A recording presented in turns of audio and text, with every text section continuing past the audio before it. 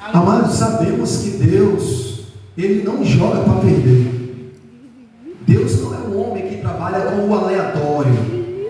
Vou enviar Jesus lá e vai morrer na cruz para ver se vai dar certo. Ele vai ser santo, vai passar pelas ruas de Jerusalém, por todo aquele percurso que nós chamamos, de via dolorosa, E no final Jesus veio em obediência a Deus. No final ele olhou para Deus e disse: Pai, não é que deu certo? Deu certo, então eu sou o Salvador do mundo.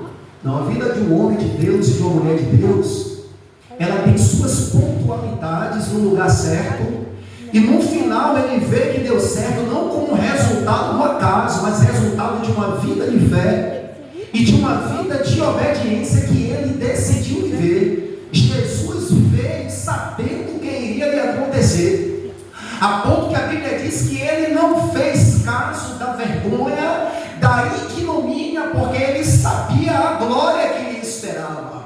E esse sentimento de fé, de certeza, e esse conhecimento é o que baliza a nossa vida cristã, irmão. É você passar pelas tribulações que você está passando, cada uma com uma diferente. A Bíblia até diz: olhai para a vossa irmandade ao redor do mundo, e vocês têm motivo de se gloriar, porque a luta que vocês estão passando não é a ponto de oferecer o próprio sangue, não é a ponto de oferecer a própria vida, mas ainda que fosse, nós tínhamos motivo o suficiente, porque o convite do Evangelho é viver a vida aqui, mas não olhando para aqui, é olhar para as promessas que Deus nos fez. Aleluia. A palavra de Deus diz em 1 João 2,25: e essa foi a promessa que Jesus nos fez, a vida eterna. E quando você vem para Cristo, focando só na sua vida aqui na terra, se torna difícil a caminhada, e aí você pensa em desistir. Jesus não enganou nenhum de nós. Nós teríamos motivo suficiente para pensar em abandonar a nossa fé, se na Bíblia não tivesse registrado que fomos chamados como ovelha para o meio de lobos, que fomos chamados a padecer como Jesus padeceu. Então Jesus, não querendo angariar adeptos a qualquer custo, ele disse: olha, eu vou logo expor para eles qual é a proposta, mas se eles atentar para o pacote completo, eles vão dizer sim, e vai caminhar na minha presença em novidade de vida, porque vão entender que eu sou Deus que chama e que garanto. Vão entender que comigo não tem um acaso. Louvado seja Deus. E aí, quando a gente para fazer um reflexo no tempo que a gente está vivendo hoje, mais do que nunca, para você continuar até o fim, pois a Bíblia diz que o fim é melhor do que o começo. No começo tudo é flor, tudo é doce, mas quando o Evangelho vai trabalhando em nós e vai nos confrontando e mostrando com todo amor aonde precisamos estar enquadrado, é aí que verdadeiramente nós nos vemos impensados e temos que ser crente o suficiente, temos que querer a Deus o suficiente para dizer: Deus, eu aceito. Aleluia. Eu confesso e sei que muitos estão pregando um evangelho de brincadeira. Talvez não seja aqui, mas você conhece crentes aí fora que estão vivendo um evangelho de brincadeira, mas não foi para esses que Jesus te chamou, novos convertidos, para olhar. Na congregação tem pessoas compromissadas, homens de aconselhamento que têm uma palavra pastoral, que tem um direcionamento para que quando você passe por suas lutas, como a irmã falou aqui na oportunidade, você tem a quem você comunicar, mas não tem motivo de você abandonar a fé por causa da parte podre. Porque o convite do Evangelho é um convite a sermos consagrados. E eu pergunto aqui: quem se acha consagrado de Deus aqui? Eu me acho. Não é assim que a gente sempre fala? fala: eu fui chamado desde o ventre da minha mãe. Eu e a minha casa serviremos a Deus. Mas nós precisamos entender que todo consagrado, ele precisa lutar para manter sobre si a sua consagração. Porque a parte de Deus é chamar e justificar, mas santificar é a parte que eu tenho que buscar. Aleluia. Justificado mediante a fé, Romanos 5, eu tenho paz com Deus. E aí Deus me traz esse conhecimento de que agora eu tenho paz, eu tenho relacionamento, eu posso fazer o que antes eu não podia, por causa do pecado. Por quê? Porque eu fui justificado, foi tirado de mim uma sentença de condenação e de morte. Agora eu tenho livre acesso. Aleluia. E eu preciso me valer desse direito que o Evangelho me dá para me chegar ao trono da graça de Deus. Eu não posso ser um justificado, um liberto, para me autoacusar e não me auto-permitir me chegar até o Pai. Não, porque ainda eu estou ainda fumando. Beleza, você está fumando, mas você também não está aqui ouvindo a palavra? Não está aqui mostrando que você quer um compromisso com Deus? Não, é porque eu ainda estou ouvindo música do mundo e o Espírito está te convencendo que são coisas que não era para você fazer. Apenas deixe. Eu evangelizando um jovem, eu disse: olha, se você não para de usar droga, também não pare de ir para a igreja. Ah, irmã, porque eu não consigo parar de usar droga. Eu faço um voto com Deus: enquanto eu não parar de usar droga, eu não paro de ir para a igreja. Ou você acha que eu não tenho algo a me libertar? Estamos falando de uma palavra, irmão, que ela é supra, ela está acima de todos. O pregador é sentenciado pela mesma palavra, e ele que tira onda de besta, louvado seja Deus, que no instante ele tropeça naquilo que ele pensa que não tropeça. Ainda que todos te neguem, eu não te negarei. E Deus dizendo: tem coisas em você que precisa ser trabalhado. A vida do homem de Deus e da mulher de Deus é vivida com humildade. Ainda que todos te neguem, eu estou melhor do que todo mundo, eu nunca te negarei.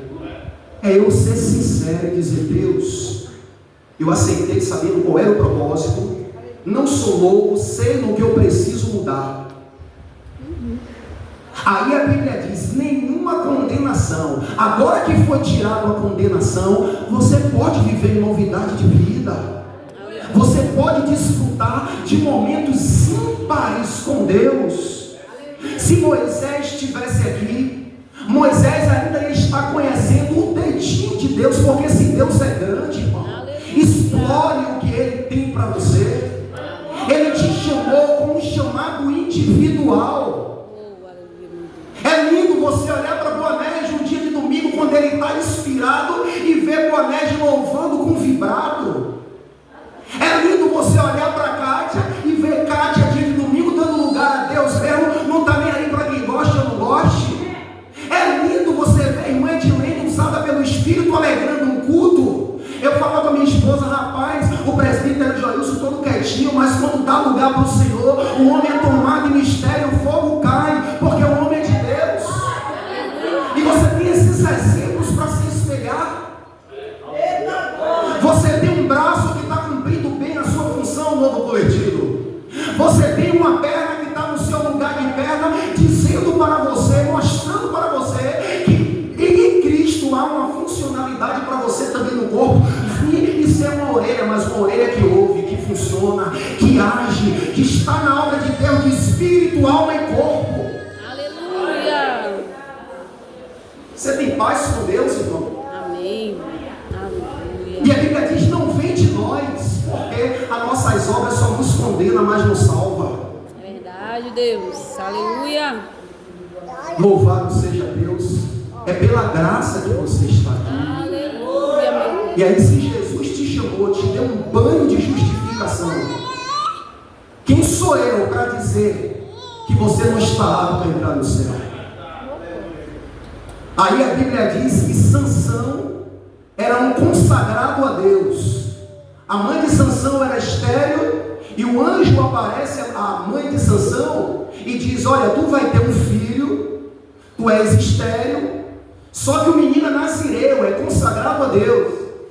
Mas só que eu entendo que todos aqueles que se acham consagrados, como vocês levantaram a mão e eu também, eu entendo que há um modo de viver para um consagrado. E o pai de Sansão, preocupado com a maneira, com os modos viventes, porque um consagrado não pode viver de qualquer jeito, isso é fato. O livro de Romanos nos apresenta dois homens: o homem carnal, representado na figura de Adão, e o homem espiritual, representado na figura de Cristo.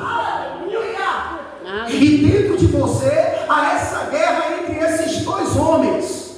E o capítulo 8 de Romanos é uma resposta do próprio apóstolo Paulo ao capítulo 7.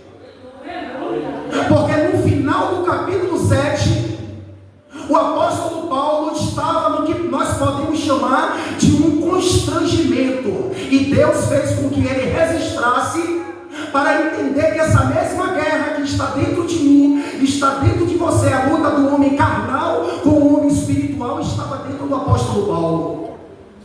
E no final do capítulo 7, Paulo disse: miserável homem que eu sou, porque ele sabia que tinha que se santificar, que tinha que fazer o bem, mas ele não conseguia. O bem que eu quero fazer, que eu sei que eu tenho que fazer porque agrado a Deus, esse eu não faço, mas o mal, que eu sei que eu não devo fazer, esse faço. Isso mostra uma lei dominando a minha carne ativamente. Aí Paulo disse: miserável homem que eu sou, quem me livrará do corpo dessa morte? Isso é o homem carnal, tentando entrar em ação. E Paulo em um lado, olhando pela ótica humana, dizendo: eu sou miserável, não há jeito para mim. Mas o homem espiritual, porque a Bíblia diz que daquele que nós nos deixar ser vencido, nos tornaremos escravos. Se deixarmos ser vencidos pelo velho homem, nos tornaremos escravos do velho homem. Se deixarmos ser guiados pelo novo homem, seremos escravos do novo homem, que é alimentado pelos sentimentos bons. Ou você pensa que quando você perdoa a Boanerges porque te ofendeu, vem de você? Ou você pensa que quando você é fiel com a sua palavra, 50 aqui, ó, eu trouxe até essa revista aqui, ó, 4 anos na minha mão aqui, ó. Eu trouxe e pedi a ele, não falei quando devolvia, mas devolvi. Essa fidelidade e honrar com compromisso, você acha que eu sou bonzinho? Não tem dádiva perfeita que venha dos homens. Toda dádiva perfeita vem do Pai das luzes. Conta a ele as tuas dificuldades. Eu sirvo a um Deus que ajuda. Jesus ia sair da terra em corpo físico, o Deus conosco. Ele disse: agora você é um Deus em vós. Eu vou, mas eu não deixarei vocês órfãos. Porque eu já percebi que vocês querem algo com Deus. Aleluia! Eu vou para o Pai, mas eu volto e habitarei em vós. E Ele enviou o ajudador, o Espírito Santo. E naqueles momentos que eu não estou, até quando você peca ali, ouvi uma palavra ontem e hoje estou fazendo o contrário do que a palavra me fala. Mas Deus está do teu lado para te dar mais uma oportunidade. As oportunidades só vão acabar quando você disser: eu não quero. Deus estava chamando a atenção de Saul, e Saul estava com o ouvido tampado. O velho homem estava com mais força dentro de Saul do que o novo homem. E aí, voltando para a história de Sansão, qual é a maneira de viver do menino? Porque ele é consagrado. Aí o anjo diz: guarda-te que não bebas bebida forte, não corte o cabelo, não passe navalha, nem toque no morto. Dá todas as leis que está escrito lá em Números capítulo 6, sobre o levirato, para que Sansão pudesse embalizar a sua vida e, como um consagrado, viver de maneira agradável a Deus. Acabou. Aleluia. Não é sobre ir na praia que Deus está te pedindo. Não é sobre ir a uma sessão do cinema que Deus está te pedindo. Isso é fato que o homem coloca. Mas é sobre ser fiel, que vai muito além disso tudo. Verdade, Deus. Eu preguei no domingo sobre Sadraque, Mesaque e Abednego. E eu disse assim, ó, e repito: sempre vai haver um caminho convidando o homem a pecar. E o velho homem vai até se balancear. Mas se você não ceder ao desejo do pecado, foi o que Deus disse para Caim: vem sobre ti. Você ainda não está reprovado, não. Mas se você conseguir dominar, porque para um caminho de pecado e de tentação que vem da parte do mundo, da parte de Deus tem um caminho de fidelidade e de escape. O homem só peca se o homem quiser. E chamaram aqueles 3 jovens e colocaram banquetes diante deles e disseram: ó, aqui é assim, a proposta é, chama aí os nobres de Judá, dentre as 3 invasões que Nabucodonosor fez a Jerusalém, pega aí os nobres, os da linhagem real, e eles vão me servir no prazo de quanto tempo? Quem está familiarizado com a Bíblia? No prazo de quanto tempo? Olha aí, está vendo que tem crente lendo Bíblia? 3 anos. Imagine, irmão, todo mundo se banqueteando com o melhor do mundo, e você dizendo: se a proposta é de agradar a Deus, eu aceito renunciar. Legumes e água, e Deus sondando aquela intenção daqueles homens e dizendo: não vai ser em vão não, porque lá para frente, novo convertido, você que está lutando agora para permanecer fiel, vai precisar de mim lá na frente, e aí você vai orar e vai ter crédito no céu, e aí vai se abrir uma legalidade para você, louvado seja Deus. E aí quando é lá na frente que Daniel precisa, louvado seja Deus de Deus, ele não foi aquele crente oportunista: vou precisar de Deus, agora eu vou pedir só porque eu estou precisando. Daniel andava na presença de Deus. Aleluia. Porque quem não é fiel no pouco não é no muito. E quando o homem lembra de Deus, o homem também é lembrado por Deus. Aleluia. Aí disseram aqueles jovens assim, Sadraque, Mesaque e Abednego: tu não serve a nossos deuses, porque todos os teus irmãos aí de Jerusalém estão prostrados, mas a salvação é individual. Nabucodonosor estava pensando que não tinha crente diferente ali, mas tinha. Nabucodonosor não estava acostumado a ser confrontado com ninguém. Nabucodonosor é uma personificação do anticristo. Um homem que queria a glória, um homem que tinha conquistado o mundo todo, várias nações naquela época. Aqueles jovens sabiam a que eles estavam servindo. E quando você sabe a quem você está servindo, você tem força para encarar os problemas, porque você é uma nova criatura. Você anda no Espírito, você ora no Espírito, você faz movido pelo Espírito, você vive no Espírito. Aqueles jovens disseram assim: ó, eu não tenho nada a dizer ao Senhor, seu rei Nabucodonosor, mas se o Deus a quem nós servimos, será que nós temos essa autonomia? Ou quem sabe nós precisaremos daqui para frente, em alguma situação, ter essa mesma convicção e dizer: se o Deus a quem eu sirvo quiser, vai acontecer. Mas se Ele não quiser, o nome dele vai ser glorificado do mesmo jeito. Jovens convictos da sua fé cristã. É isso que o Evangelho precisa. O Evangelho não precisa de palha, precisa de fogo. Aleluia. O Evangelho não precisa do homem, só precisa que se tenha Deus na tua vida, Deus no negócio. Aleluia. Se o Deus a quem servimos, Nabucodonosor minutos antes tinha perguntado: quero ver quem é o Deus, eu vou entender que ele não conhecia Deus. Mesmo o capítulo 2 de Daniel ratificando que ele conhecia quando Daniel interpretou o sonho, e ele disse: não há Deus como de Daniel. Mas lá no capítulo 3 o mundo esquece das obras de Deus, mas tem uma igreja se santificando, para lembrar que Deus é vivo e é pelo seu povo. Eu quero ver quem é o Deus. Quando aqueles 3 jovens entram na fornalha, a Bíblia diz que eles tiveram passos o suficiente. Perceba, eu não estou trazendo nada diferente, é só fazendo você perceber o que está escrito. Aqueles jovens tiveram passos o suficiente para negar a sua fé, para agir segundo a carne. Mas pensa comigo, se nós lemos que não há condenação para os que estão em Cristo, por que aqueles jovens iriam temer? Se eles estavam em Cristo, e estar em Cristo é uma garantia justamente para esses momentos de fornalha e de afronta. É você viver totalmente da dependência dele e dizer: Deus, estou em tuas mãos. Coloque Deus à prova no meio da tua fé. Diga: ó Deus, é minha fé, eu vou confiar. Você prova a Deus com tantas maneiras, eu provo Deus de tantas maneiras, e por que não através da fé, dizendo: Deus, tu falou que eu posso pisar aqui, que tem algo embaixo, eu vou confiar.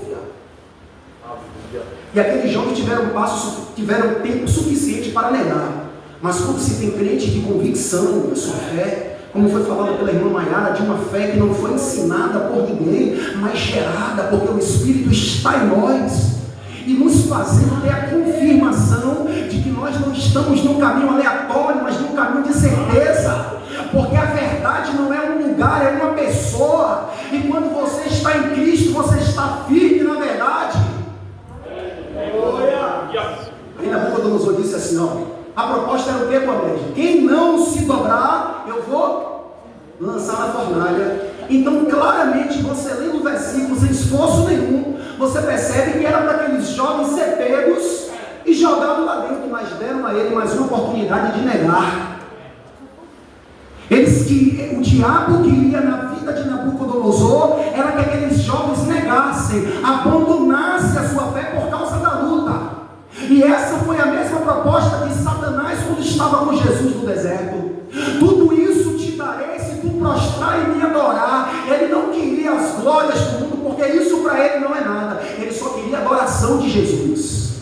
Mas quem sabe a glória que ele está esperando lá em cima, passa o que tem que passar aqui embaixo firme. Porque se Deus me colocou nessa luta, nessa provação, é Ele que está comigo. Aleluia. Oh, glória a Jesus. Ele disse, pode aquecer a fornalha. Oh, glória a Jesus. Mas para mim não tem diferença nenhuma, contanto que eu morra com a minha fé. Aí a Bíblia diz, esse é o primeiro passo, o segundo passo que deram a eles para negar. Se o fogo tivesse só aceso, da mesma intensidade que estava, não já matava? Mas manda aquecer 7 vezes mais para ver se ele fica com medo. Olha a pressão psicológica do mundo para cima do novo convertido, atraindo o novo convertido, mas você precisa ter essa convicção. Aleluia. De que você está com Jesus, não é porque ele tem 1,90 m e é bonitinho, ele é sem aparência. Eu costumo dizer que ser de Cristo, servir a Cristo, é como um feijão de água e sal. Porque a feijoada eu como por causa da carne, não é por causa do feijão. Porque o que dá gosto ao feijão não é o feijão, é a carne.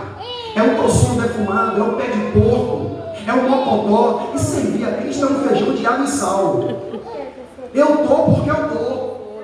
Eu nem sei explicar fundo porque eu estou. Mas eu estou porque Ele me atraiu. Olhamos e nada vimos que eu desejássemos. Mas contanto, dentre outros caminhos que eu já experimentei, esse foi o que falou ao meu coração. Esse foi o que trouxe paz ao meu coração, mesmo eu estando ao redor, aonde está tudo atribulado dentro de mim, havia, louvado seja Deus, uma brandura, uma serenidade. Manda aquecer 7 vezes mais. E aquele jovem disse, tranquilo, irmão, porque quando você passou da morte para a vida, você anda no Espírito, nada te acusa, nada te condena. Se você sabe que você está em paz com Deus, é o suficiente. Já estou encerrando. Ele não se contentou. Se pedisse para qualquer um homem do reino pegar aqueles jovens e jogar lá dentro, não jogaria? Tinha que ser os homens mais fortes. Pressão psicológica, e os homens mais fortes ainda caíram lá dentro. Porque quando você chega diante do fogo, o que faz a diferença é se você está com Jesus ou não. Se não tiver, ele te queima. Agora, se você tiver, você tem garantia de vitória. Aí Nabucodonosor não se contentou com a fidelidade daqueles 3 jovens. Disse, não é possível que eles não vão negar. Eu não quero matar eles, porque se eu matar, a alma está salva. E o diabo não quer apenas nos matar, porque não tem vantagem para o diabo com o anel de morrer. Agradável é a Deus a morte dos seus santos. Verdade, mas ao Deus. diabo não. Se ele tiver um jeito de me prender vivo e fazer você negar, ele faz. E isso acontece através dos convites. Acontece através dos convites. Sansão não tinha essa compreensão. Sansão não teve a oportunidade de ouvir essa palavra que nós estávamos vivendo, e ele foi atraído pelo mundo. E a Bíblia diz que ele, o Espírito veio sobre ele, e ele matou um leão no caminho de Tímina. O Espírito estava com ele quando ele matou. Mas aí, dias depois, ele voltou por aquele mesmo caminho para tomar sua mulher. Já não fala mais que o Espírito estava com ele. A Bíblia diz, e ele se apartando do caminho, ele se apartou e sentiu curiosidade na carcaça do leão morto. O leão morto representa o mundo, porque o Espírito vem sobre nós. Nós vencemos o mundo como Sansão venceu o leão.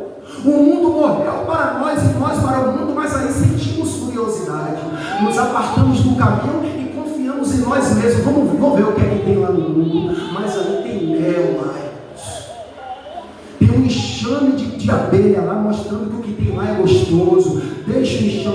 diz, e não deu a conhecer o seu pai. Porque ele sabia que se ele desse a conhecer o seu pai, lembra do que foi falado aqui? Conte para quem pode te instruir. Chega para o irmão de sabedoria e fala: irmão, estou passando por isso, isso e isso. A Bíblia diz que Sansão fez o que não era para fazer, quebrou o voto que estava sobre ele, porque não poderia colocar nada imundo na boca, e não deu a conhecer quem tinha o conselho para aconselhá-lo. Aí fica difícil. Se eu estou me condenando, a Bíblia diz que bem-aventurado é aquele que não se condena naquilo que faz. Aí disseram assim, ó, joga eles amarrado aí dentro. Se jogasse solto, não morria do mesmo jeito? Porque se a pressão psicológica toda é uma prova de que nós precisamos nos encher do Espírito, irmão. Porque quem é forte contra o mundo não é Paulo, é o Espírito Santo que fortalece Paulo. Quem é forte contra o mundo não é Pedro, não é Edilene, não é Carla, não é Marta, é o temor a Deus que é fonte de vida para livrar o homem do laço de morte. Oh, aleluia, meu Deus. E se nós tivermos essa convicção até o fim, é isso que eu tenho pregado, irmão. É isso que eu tenho pregado desde que eu cheguei aqui. Fidelidade a Deus, e é isso que tem me sustentado até aqui. Aí você diz: Paulo, não entende quando você saiu, não foi pego em nenhuma falha, não, até aqui fui porque eu sou falho. Mas quando eu olho para a história de Davi e vejo que o que caracteriza e define a vida de um consagrado não é uma atitude que ele faz, mas é ele como um todo, é o que ele realmente quer. Você não vê Davi em momento nenhum dizendo: pô, eu estou fraco para orar porque eu peguei. Eu não estou aqui dizendo que pecar é bom e é livre, não. Mas eu estou dizendo que a Bíblia diz: se pecar, tem junto ao Pai um advogado. Isso não é justificativa para eu sair. Isso não é justificativa para eu querer parar de vir para a igreja. Você não vê Davi dizendo: não, eu estou fraco. Olha, Natan, aconteceu isso, eu estou fraco. Confessou, deixou. Busque se reerguer em Deus. Olha o que a Bíblia diz: não existe nenhuma condenação. Havia muitas. E quando Adão peca, e aqui eu encerro no máximo em 17, 3 tipos de morte adentrou no mundo: a morte física, a morte espiritual e a morte eterna. Não há mais condenação. Quando Adão pecou, inevitavelmente a primeira morte que Adão teve foi a morte espiritual. Adão foi afastado de Deus. Adão não tinha mais aquela liberdade que ele tinha com Deus. O segundo tipo de morte que nós vemos entrar em ação foi a morte física. Adão não foi feito para morrer, morreu porque a condenação estava sobre Adão. O pecado entrou no mundo. Havia todo tipo de condenação que você imaginar por causa do pecado de Adão. Assim nós estávamos antes de conhecer a Cristo, como a terra, sem forma e vazio, condenados ao pecado. Mas a Bíblia fala que o terceiro tipo de morte é um tipo de morte que eu escolho ou não escolho passar. O primeiro foi inevitável: Adão pecou, perdeu a comunhão. A segunda morte foi inevitável, a morte física. Adão pecou, a morte entrou no mundo, e hoje nossos antepassados já morreram e nós iremos morrer. Mas a terceira morte é a morte eterna, a condenação da alma, aonde a alma vai sofrer eternamente. E essa, Deus é tão bom que deu ao homem a opção de escolher se ele aceita ser condenado ou não. Aí sobre cada um de nós que estamos aqui, havia essas 3 condenações.